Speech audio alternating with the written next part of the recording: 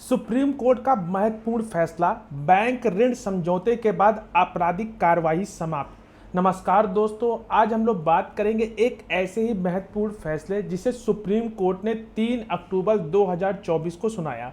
यह मामला जो था वो Tarina Sen versus Union of India, जिसमें बैंक ऋण समझौते के बाद आपराधिक कार्रवाई को खत्म करने पर न्यायालय ने अपना फैसला सुनाया। चलिए जानते इस केस के मुख्य बिंदु। साथ ही साथ जो इस पे 2 धारा लगी थी आरोपी पे, वो सेक्शन 120B, 420, 468 और 471 आईपीसी तथा पीसी करप्शन एक्ट में सेक्शन 13 के तहत। तो सबसे पहले जानते हैं इस पूरे मामले को। ये जो मामला है, तारिना सेन और उनके रिश्तेदार यानी कि शैलेश श्री सेन ने हाईकोर्ट से आपराधिक कार्रवाई खत्म करने की मांग की थी। यह मामला था 1998 और 1999 के दौरान, जब एक बैंक ऋण घोटाले से जुड़ा था, जिसमें आरोप यह था कि उन्होंने एक अपराधी साजिश के तहत बैंक से लोन लिया और उसे अदाई नहीं की। और सीबीआई ने 2000 में इस मामले में एक एफआईआर दर्ज की, जिसमें तारिना सेन और शैलेश श्री सेन पर आपराधिक साजिश, धोखाधड़ी और भ्रष्टाचार के तहत आरोप लगाए गए। आरोप यह था कि उन्होंने उनके साझेदार ने बैंक से बिना किसी सुरक्षा या पोस्ट डेटेड चेक से लोन लिया, जिसके अदायगी नहीं की गई। हालांकि बाद में जो कैरियन ट्रेवल्स और इंडिगो ग्लोबल प्रोजेक्ट लिमिटेड ने बैंक के साथ एक समझौता यानी कि वन टाइम सेटलमेंट किया, जिसके तहत उन्होंने बैंक का बकाया चुकाया और बैंक ने उनके ऋण खाते को बंद कर दिया। इस समझौते के बाद तारिना सेन और शैलेश श्री सेन ने उड़ीसा हाईकोर्ट में एक याचिका दायर की और आपराधिक कार्रवाई को खत्म करने की मांग की। हालांकि हाईकोर्ट ने उनकी जो ये याचिका है यह कहकर खारिज कर दिया कि उन्होंने अपने ट्रायल कोर्ट में पेश कर सकते थे, कि जो उनका तर्क था वो ट्रायल कोर्ट में पेश करें।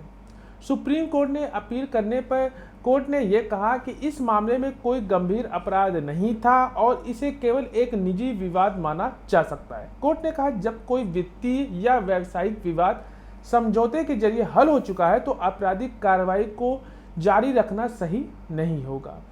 सुप्रीम कोर्ट ने तारिना सेन और शैलेश श्री सेन के खिलाफ चल रही एक आपराधिक कार्रवाई को समाप्त कर दिया और हाई कोर्ट के आदेश को पलटते हुए कहा, इस तरह के मामलों में आपराधिक कार्रवाई को अभियुक्तों को अनावश्यक परेशान किया जा सकता है।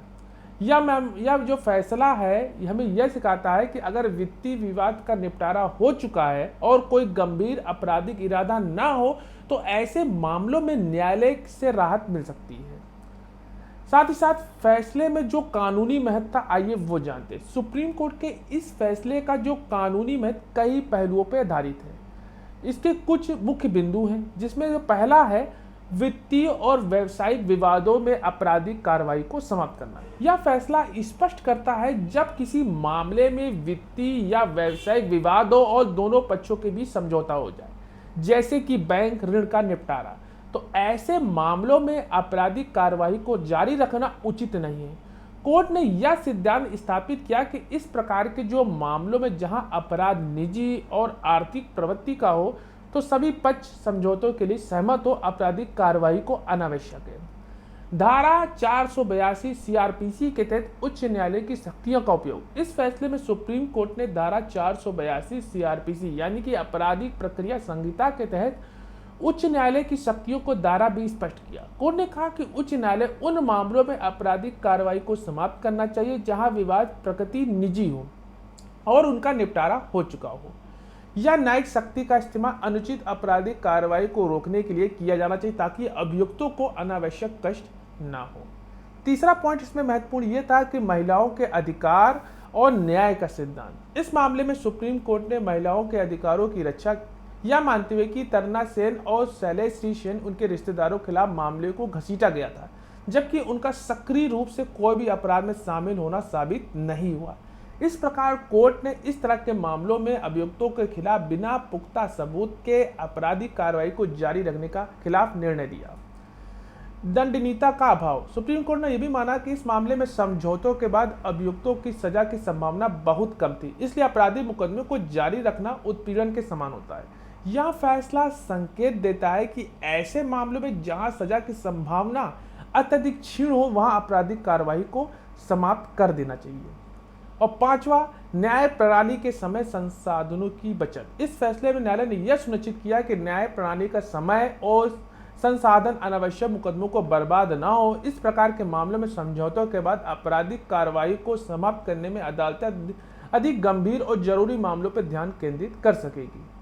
और पूर्ण नजीरों का पालन, यानी कि सुप्रीम कोर्ट ने इसमें कई महत्वपूर्ण नजीरे यानी कि हवाला दिया, जैसे Gyan Singh versus State of Punjab और Narendra Singh versus State of Punjab, जिसमें यह सिद्धांत स्थापित हुआ कि जब कोई मामला वित्तीय, व्यावसायिक या निजी विवाद का हो तो उसका निपटारा हो चुका हो तो आपराधिक कार्रवाई को समाप्त किया जा सकता है। इससे यह फैसला का हिस्सा है कि भविष्य के जो मामलों में इसका पालन हो।